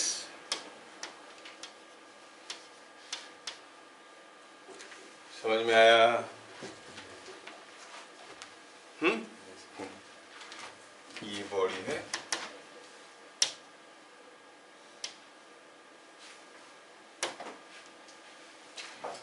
ये बॉडी को इस एक्सिस में घुमा रहा हूँ। आया समझ में? अच्छा,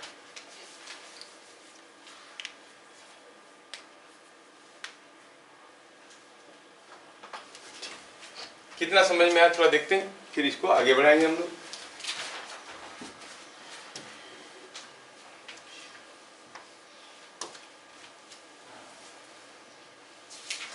A car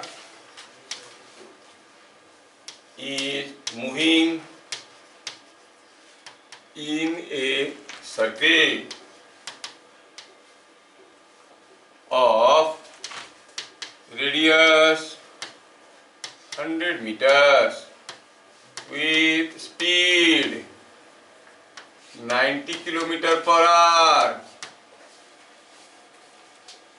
Find acceleration of car.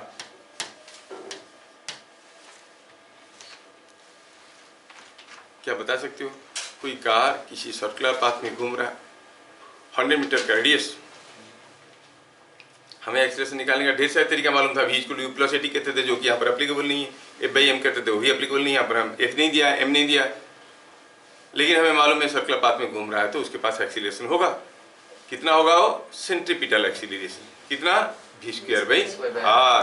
तो हम कहेंगे सॉल्यूशन में एक्सीलरेशन जो है वही है सेंट्रीपिटल एक्सीलरेशन।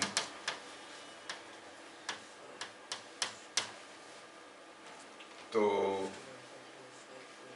कितना है? v²/r। v दिया है 90 km/h और इसको कन्वर्ट करना आता है 5/18 मल्टीप्लाई करो तो 25 metre per second. So it is 6.25 metre per second square. 25 का स्क्वायर 625, r इज 100 मीटर। समझ में आया? अच्छा, पहले कभी बचपन में हम लोग जब शुरू में ईयर बिगिनिंग में पढ़े थे, दो पार्टिकल सर्कुलर पाथ में जा रहे हैं, कॉन्सेंट्रिक सर्किल में बराबर स्पीड में जा रहे हैं। बताओ किसका एक्सीलरेशन ज्यादा है? अंदर वाले का, ए का कि बी का? ए का। अब समझ में आ रहा है? v दोनों का बराबर होने के बावजूद इसका रेडियस कम है, तो v²/r इसका ज्यादा है, इसका v²/r कम है। अभी समझ में आ रहा है ना? तब तो हम डायरेक्शन देख के काम चला रहे थे तुम लोग। अभी समझ में आ रहा है एक्सीलरेशन क्या हो रहा है? यस। अच्छा, question number 2।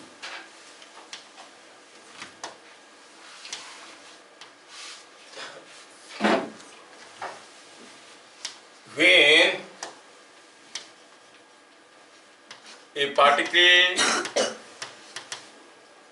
moves clockwise in a circle,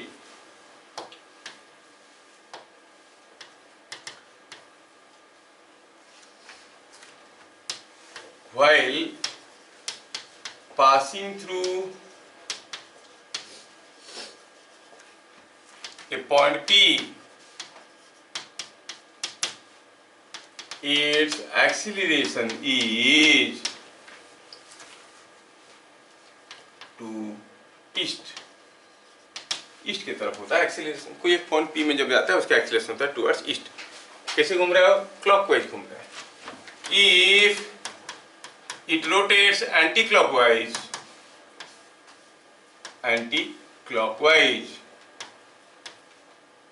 then while passing through P,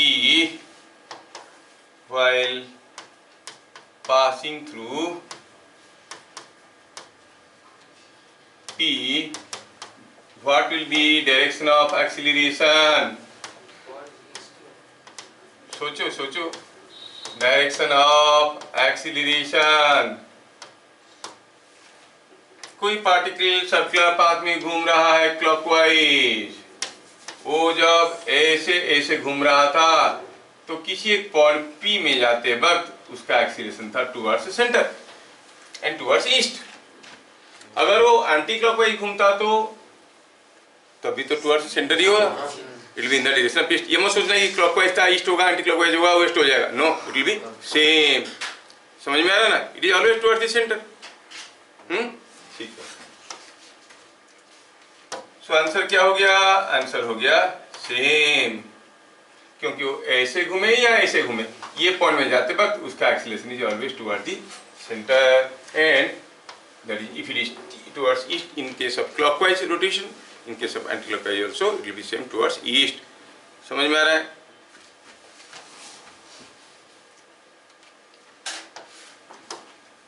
okay, now application के बारे में देखेंगे।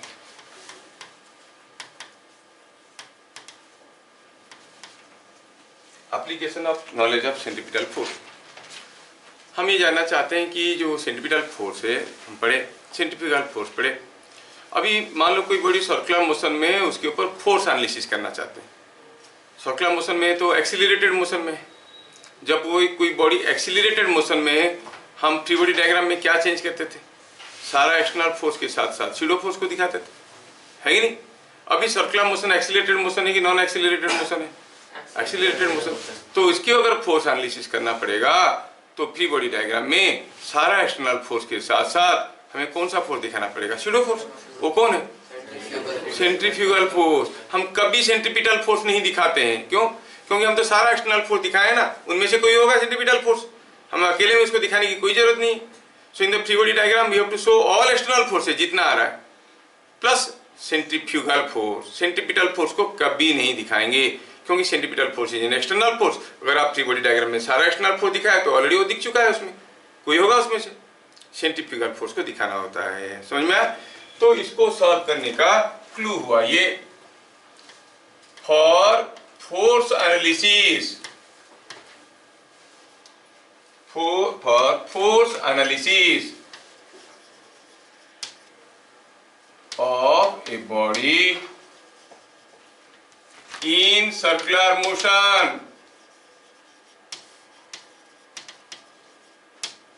we take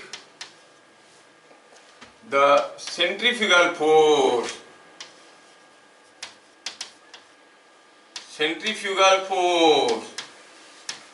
in the free body diagram in addition to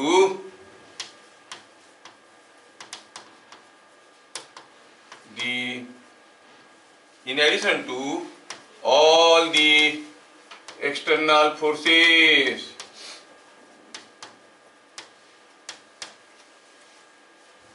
We never show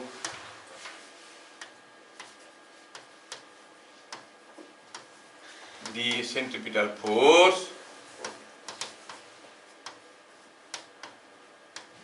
separately.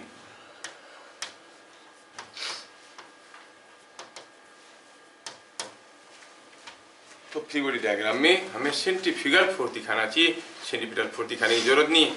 क्यों नहीं? क्योंकि हम सारा एक्सटर्नल फोर्स दिखाया और सेंट्रीपिटल फोर्स जिन एक्सटर्नल फोर्स उनमें से कोई होगा। ठीक है ना? Just for sake of example and understanding मैं आपको छोटा सा चीज देता हूँ।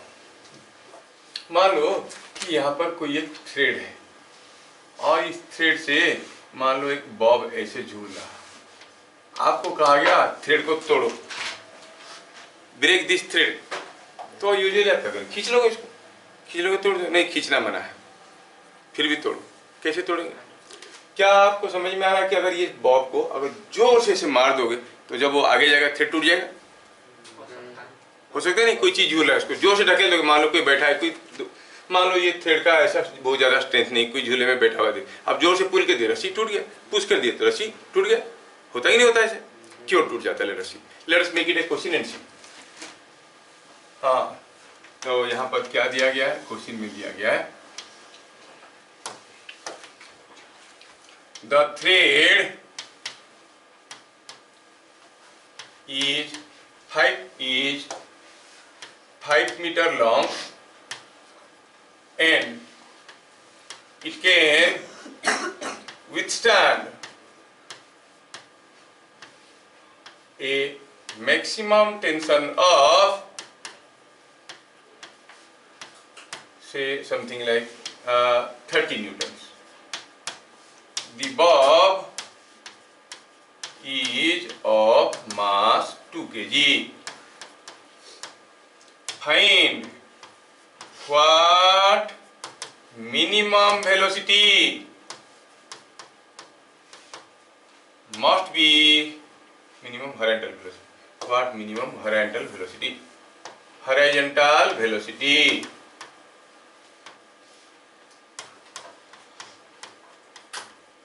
must be given to bob such that thread breaks.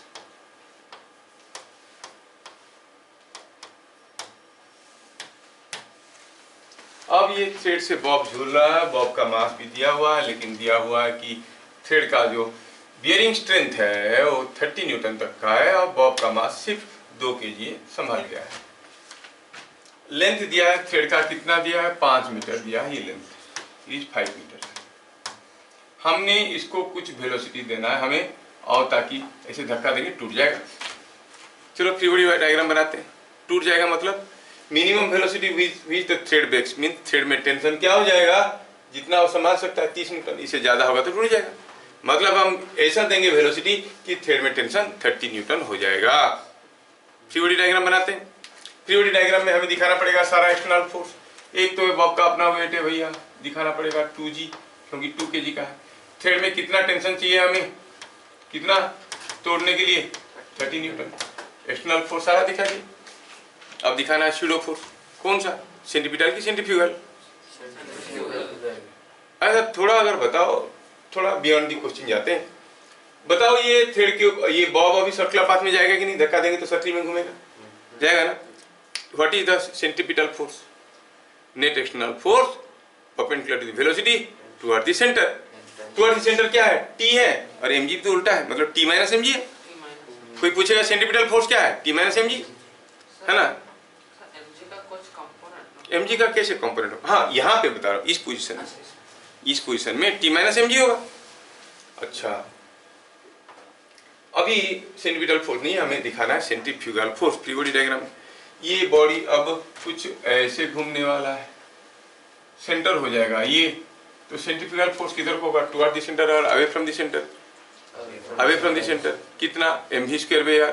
हमने दिया है वेलोसिटी v, वही पता करना है, और mv स्क्वायर बाई r होगा away from the centre mv square by r। क्या बात समझ में आ रहा है? फ्री बॉडी डायग्राम में सारा एक्सटर्नल फोर्स के साथ साथ स्यूडो फोर्स को दिखा चुके हैं। We can apply the conditions of equilibrium. नहीं तो क्या लिखेंगे? T equal to 2g plus mv square by r। m मालूम है, r मालूम है। रेडियस क्या होगा सर्किल का? 5 मीटर, जितना थ्रेड लंबा है कि नहीं? तो फिर v पता करना था, पता कर सकते हो।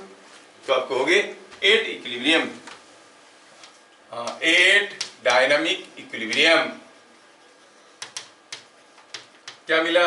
T is equal to mg plus mv square by r। क्या सबको समझ में आया? नहीं है? आया? तो यहाँ पर T हो गया 30 न्यूटन, m हो गया 2g, g तो हो गया 10, so it is 20 plus m to v मालूम नहीं है, r 5 मीटर है। यहाँ से v कितना मिला? 10, ये हो गया 10, 5 हो गया 50/2 5 मीटर पर सेकेंड। और 5 मीटर पर सेकेंड या उससे ज्यादा वेलोसिटी दे देंगे, इससे मार देंगे, टूट जाएगा। क्या बात समझ में आ रहा है? पक्का समझ में आया? कहाँ पे टूटेगा? मैं आपको चॉइस देता हूँ। मैंने धक्का दिया, धक्का देने में दिया 5 मीटर पर सेकेंड, तुरंत इस पोजीशन में टूटा कि थोड़ा आगे आके टूटेगा? भाई जहां पर टेंशन सबसे ज्यादा होगा इन पर टूट जाएगा। टेंशन सबसे ज्यादा कहाँ पे हो रहा है? देखो तो ये ऐसा है, ये ऐसा है, सेंट्रीफ्यूगल फोर्स ऐसा है। यहाँ पर होते हुए mg ऐसे होगा, टेंशन ऐसे होगा, सेंट्रीफ्यूगल फोर्स ऐसे होगा। Centrifugal force is directed away from the centre, लेकिन mg पूरा खींचेगा नहीं, mg का एक कंपोनेंट खींचेगा। मतलब टेंशन T1 ज्यादा है कि T2 ज्यादा है? T1 is mg plus mv square by r, T2 is mv square by r plus एक कंपोनेंट ऑफ mg। मोरओवर ये जैसे ऊपर गया होगा v भी तो कम हो गया होगा, है ही नहीं? तो टूटेगा तो कहाँ टूटेगा? राइट एट दैट पॉइंट जहां पर आपने वेलोसिटी दिया। ये भी क्वेश्चन आया। क्या बात समझ में आया? तो कहाँ टूटेगा? Right at the hanging position, वहीं पे टूट जाएगा। और वहीं पे नहीं टूटा और आगे नहीं टूटेगा, क्योंकि टेंशन कम हो रहा है। मतलब कोई चीज अगर सर्कुलर पाथ में घूम रहा है अगर वो लोएस्ट पॉइंट पार कर गया, नहीं टूटा, तो किसी दूसरे पॉइंट में तो टूटेगा ही नहीं। रीजनिंग बना रहे हो आप लोग? कोई चीज को घुमाया, सबसे ज्यादा टूटने का चांस कहां पे है? लोएस्ट पॉइंट में। अगर वहां नहीं टूटा तो और कहीं भी वो नहीं टूटने वाला। अगर बाई चांस घूम रहा है, धीरे धीरे स्पीड बढ़ा है, लोएस्ट पॉइंट पार कर गया तो ये और किसी दूसरे पॉइंट में नहीं टूटेगा। ये आपको समझ में आना चाहिए। समझ में आ रहा है? आपके पास ये वाला एक्सपीरियंस भी होगा। मान लो एक बॉकेट में पानी लिए और बॉकेट में पानी लेके ऐसे घुमाओ तो सर पे गिर जाएगा पानी। लेकिन अगर जोर से घुमा दोगे तो कितना जोर से घुमाएंगे कि नहीं गिरेगा? सुना है क्या? अभी देखोगे, कहोगे तो एक्सपेरिमेंट करते हैं, एक बाल्टी पानी लाते हैं, है ना? तो आपको ऐसे घुमाना है कि पानी आपके सर के ऊपर नहीं गिरेगा। हाँ, ढक्कन बंद रख के, पानी बोतल रख के ढक्कन बंद करके घुमाया, पानी नहीं गिरा। नहीं, पानी बोतल लिए थे लेकिन पानी नहीं था। अच्छा चलो देखिए, एक half fill bucket of water was rotated in a vertical circuit of radius r. Find what should be what should be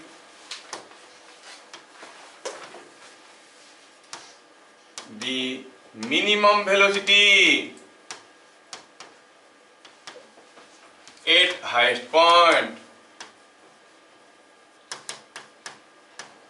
such that no water falls.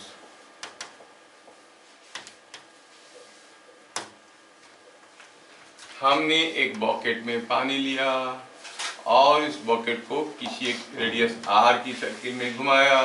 जब मैं इधर से घुमाया तब उसका स्पीड भी था, यहाँ पर कुछ पानी था और ये जो पानी यहाँ पर था वो पानी नहीं गिरा। क्यों नहीं गिरा? कितना स्पीड में घुमाएंगे कि पानी नहीं गिरेगा? पहले सोचते हैं कि ये पानी जो अंदर है वो क्यों गिरेगा? ये जो अंदर का पानी है वो गिरेगा क्यों? क्यों? उसका अपना वेट है ना? इसके चलते गिर रहा था। लेकिन वो अभी घूम रहा है तो फ्री बॉडी डायग्राम में क्या दिखाएंगे? जितने सारे फोर्स आ रहे हैं सारे दिखाएंगे। हमें तो दिख रहा है एक ही फोर्स है, लेकिन एक शूडो फोर्स भी तो है। किधर को होगा? It is moving in a circle of radius r, तो शूडो फोर्स किधर को होगा? mv² by r directed away from the centre, इस डायरेक्शन में। होगा कि नहीं होगा? फ्री बॉडी डायग्राम में एक्सटर्नल फोर्स के साथ साथ शूडो फोर्स को दिखा दिए। अब ये नहीं गिरने के लिए कंडीशन क्या है? This must be equal to this. समझ में आ रहा है क्या? This must be equal to this, तब वो नहीं गिरेगा। क्या समझ में आ रहा है? तो फॉर वो जो वाटर है वहाँ पे, हाँ उस पे बास्केट भी तो कुछ फोर्स। अरे नहीं, हम बात करें ये वाटर का, ये क्यों नहीं गिरा? ये क्यों नहीं गिरा? गिरेगा कौन? पहले सामने वाला गिरेगा कि पीछे वाला गिरेगा? हाँ, सामने वाला क्यों नहीं गिरा? नहीं पता चला सामने वाला है, पीछे वाला निकल के आ गया बाहर, ऐसे तो नहीं हो सकता। हम गिरेगा तो पहले सामने वाला गिरेगा। ये सामने वाला क्यों नहीं गिरा? क्योंकि for no falling mv² by r must be equal to mg, मतलब भी क्या होना चाहिए? √rg। कम से कम इतना स्पीड में घुमाओगे तो पानी नहीं गिरेगा। अगर 1 मीटर की रेस में घुमा रहे हो, आपके हाथ के साथ 1 मीटर भी नहीं होगा, आधा मीटर होगा, और जी कितना है? 5, √5 कितना होता है? उतना स्पीड में घुमाओगे तो पानी नहीं गिरेगा। 2.2 मीटर पर सेकंड का स्पीड में। उससे ज्यादा स्पीड में घुमाओगे तो गिरेगा? नहीं गिरेगा। उसके ज्यादा स्पीड में घुमाओगे तो ये फोर्स बढ़ जाएगा और भी खींच के उसको बाहर निकालने की कोशिश करेगा। अगर बॉकेट के पीछे छेदा है तो पानी उधर से निकल के बाहर आ जाएगा। गेटिंग? अगर इससे ज्यादा स्पीड में घुमाएंगे तो इसके पीछे अगर छेदा है, पानी उधर से बाहर निकल जाएगा। इतने में घुमाएंगे ना बाहर निकलेगा ना अंदर गिरेगा। इससे कम में गिराएंगे अंदर गिर जाएगा। Are you getting? समझ में आ रहा है कि नहीं आ रहा है? अच्छा सर हाईएस्ट पॉइंट में ही इतना वेलोसिटी देगा? हाँ, ये वेलोसिटी हाईएस्ट पॉइंट में होना चाहिए। पूछा है हाईएस्ट पॉइंट में कितना वेलोसिटी होने से नहीं गिरेगा, यही पूछा। अगर हाईएस्ट पॉइंट ना हो के मतलब किसी दूसरे पॉइंट में, हाँ तो निकालना पड़ेगा वहां पर उसका वेलोसिटी क्या होना चाहिए, वहां पर mg का क्या कंपोनेंट इधर को खींच रहा है, करेंगे उसको। अच्छा, नेक्स्ट क्वेश्चन। सपोज हम कहेंगे कि यहां पर कोई एक कार है जो इस रास्ते में जा रहा है,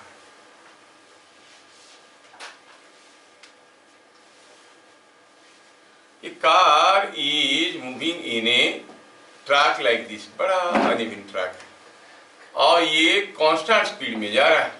The car is going with constant speed. The car is going with constant speed. Brake लगा के जा रहा है क्योंकि रास्ता खराब है। तो ये car is going with constant speed. मैं आपको कुछ पोजीशंस दे रहा हूँ, ए, बी और सी। फिगर को थोड़ा ध्यान से देखना, आपको क्लियरली दिख रहा होगा कि यहाँ पर रेडियस ज़्यादा है, यहाँ पर कम है, यहाँ पर ज़्यादा है ना? तो यहाँ पर कम है, सबसे कम है यहाँ पर दिख रहा है। एक car moves in a track as shown with constant speed.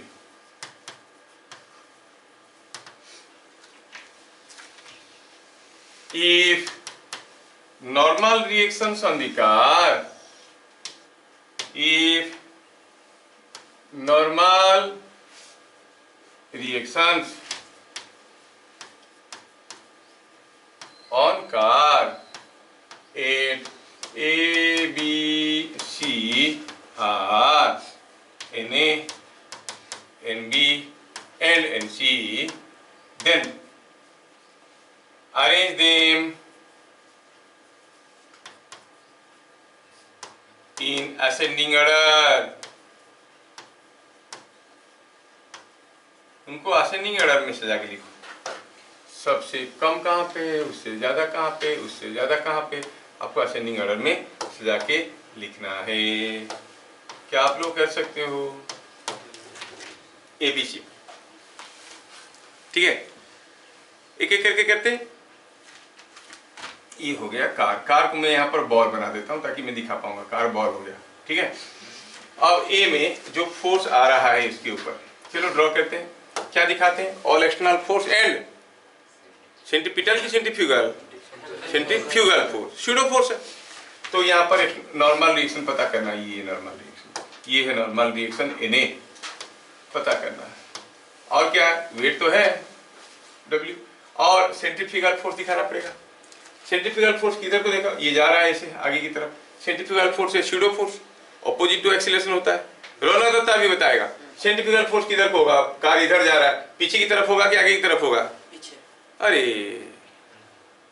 Acceleration के ऑपोजिट होता है, किधर जा रहा है उससे मतलब नहीं है। ये सर्कुलर पाथ में जा रहा है तो उसका एक्सीलरेशन किधर को है? इधर को है। It is away from the centre. जब वो इधर से जा रहा है, ये जो सर्कुलर पाथ है इसका सेंटर कहाँ है? इधर कहीं है कि नहीं? तो सेंट्रीफ्यूगल फोर्स किधर को होगा? इधर को। कितना? mv²/ra होगा ना। बी में पहुंचा, अब गलत पड़ेगा तो मार पड़ेगा। जब वो बी में पहुंचा यहाँ पे, तो नॉर्मल रिएक्शन तो है ही है, वेट भी है। अब कार किधर जा रहा है? टुवर्ड्स राइट जा रहा है। सेंट्रीफ्यूगल फोर्स किधर को होगा?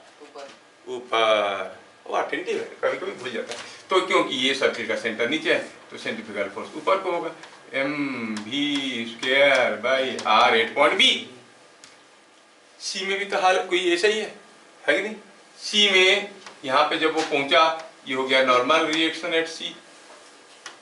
Normal reaction at C, weight तो नीचे की तरफ है और सेंट्रीफ्यूगल फोर्स भी नीचे की तरफ है, mv²/rc। अब देखो, सोचो और बताओ, क्या बताना है आपको? कौन सा इनमें से सबसे छोटा है? द स्मॉलेस्ट फोर्स, सबसे छोटा कौन?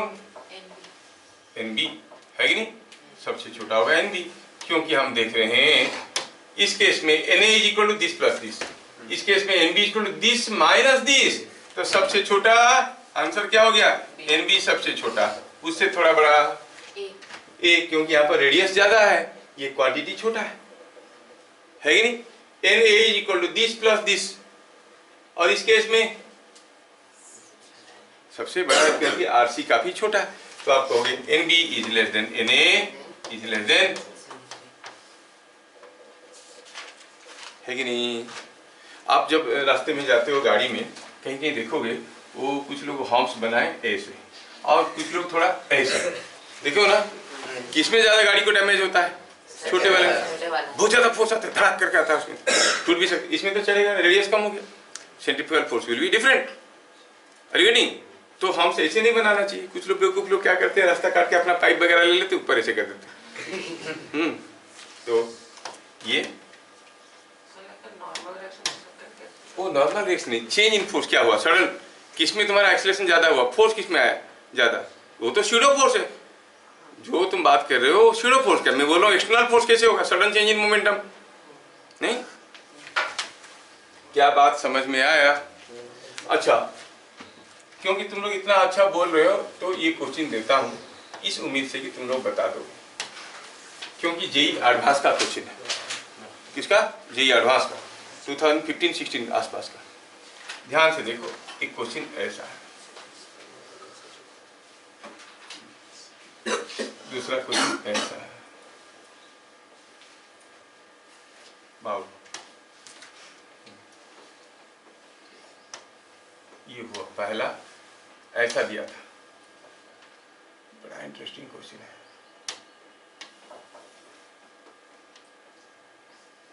हाँ।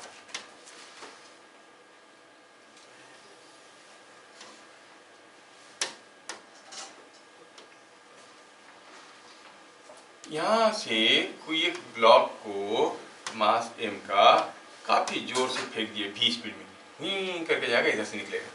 सेम ब्लॉक को इस केस में भी काफी जोर से फेंक दिया, ये भी गया मुंह करके निकल गया, वो जो धक्का दोगे निकल के जाएगा। पूछा है where the normal reaction is more at A or B and you clearly see both of them are at the same height। Question समझ में आया क्या? जेई एडवांस का क्वेश्चन है।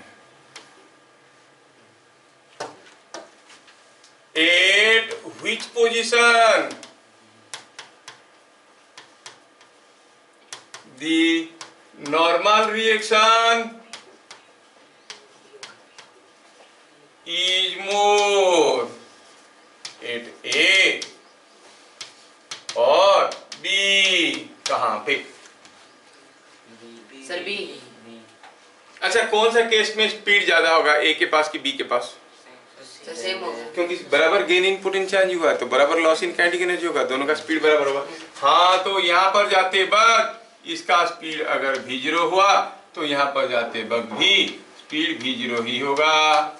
लेकिन यहाँ पर देखें तो नॉर्मल रिएक्शन नीचे की तरफ है, वेट भी नीचे की तरफ है, लेकिन सेंट्रीफ्यूगल फोर्स ऐसा है mv0 का स्क्वायर बाय कुछ रेडियस, रेडियस यहाँ का है कि नहीं। तो आप क्या कहोगे, at A this normal reaction downward है, mg डाउनवर्ड है, N A plus mg is equal to mv0 का स्क्वायर बाई आर ए, और normal reaction is equal to this minus mg।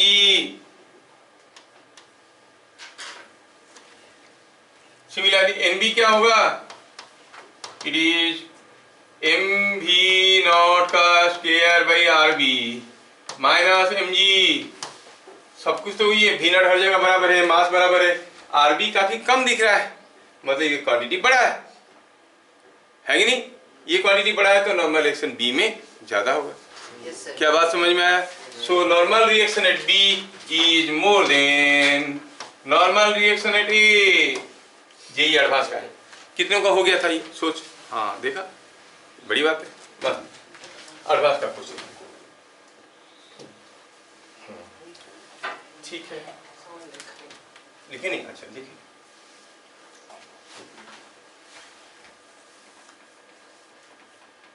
आया समझ में? तो अभी धीरे धीरे समझ में आ रहा है सेंट्रीपिटल फोर्स, सेंट्रीफ्यूगल फोर्स क्या है, समझ में आ रहा है? यस।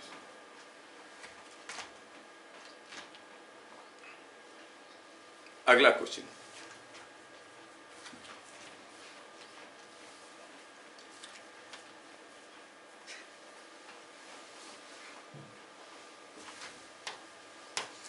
यहां पर कोई एक स्फेरिकल बाउल है, हेमीस्फेरिकल बाउल, और यहां से हमने क्या किया, एक छोटे से ब्लॉक को जिसका मास m है और उसको छोड़ दिया। ये हेमीस्फेरिकल बाउल है रेडियस r, कुछ रेडियस होगा मालूम नहीं है, वो भी नहीं दिया है। A small block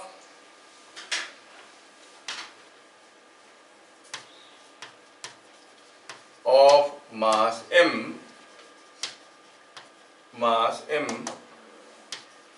was released from, ये पोजीशन A है, A find normal reaction on it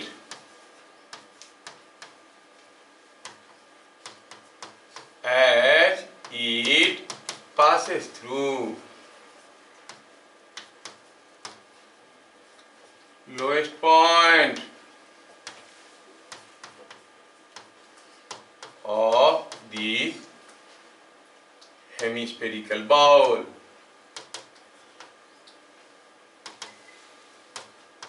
क्या बात समझ में आया?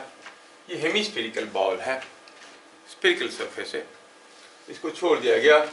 जब ये ब्लॉक यहाँ से फिसल के आएगा नीचे, तो जब वो यहाँ पे होगा उसके ऊपर क्या नॉर्मल रिएक्शन होगा, कोई डाटा नहीं दिया, खाली दिया इसका मास m है, ब्लॉक का मास m है।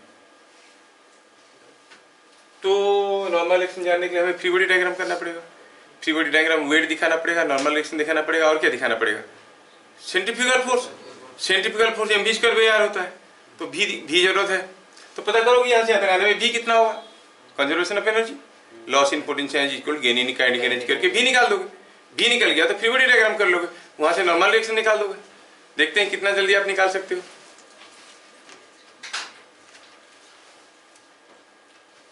ए टू बी मोशन को देख लो, पहले v निकाल दो, रेडियस तो दिया नहीं है, अस्यूम कर लो, जो भी नहीं दिया उसको सबको अस्यूम कर लो, सारे कट पिट जाएंगे।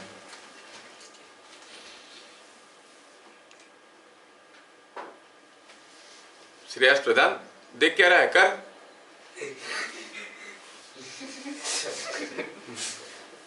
पिकनिक गया था, वो भी देख रहा होगा सर क्या करेंगे, कर जल्दी जल्दी। हाँ वेट कर रहे हैं।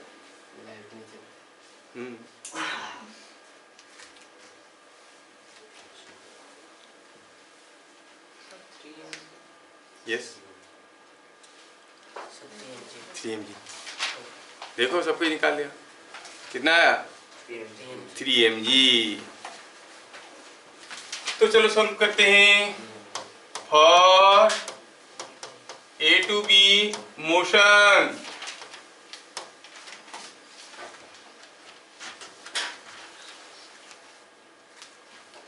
A to B motion, gain in kinetic energy is equal to loss in potential energy.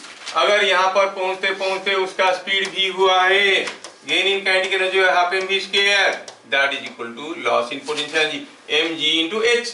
कितना नीचे आया है, अगर रेडियस r है तो r नीचे आया है, बढ़िया।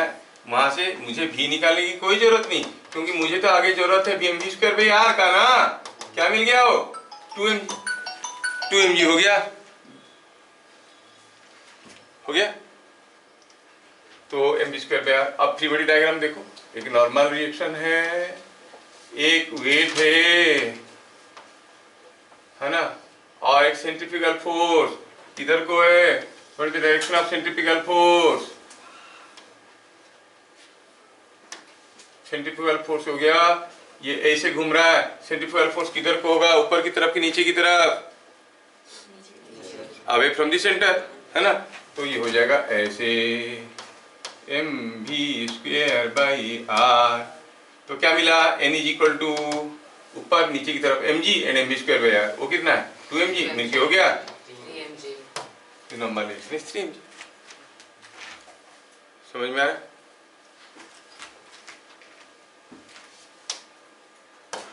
तो ऐसे ऐसे काफ़ी चीज़ें हम लोग देखे और इसके ऊपर ढेर सारे क्वेश्चन हमें देखना है। थोड़ा बहुत सारे कॉल्स आ रहे हैं, देख लेंगे इसको। फिर मिलेंगे अगले क्लास, तब तक के लिए जय हिंद।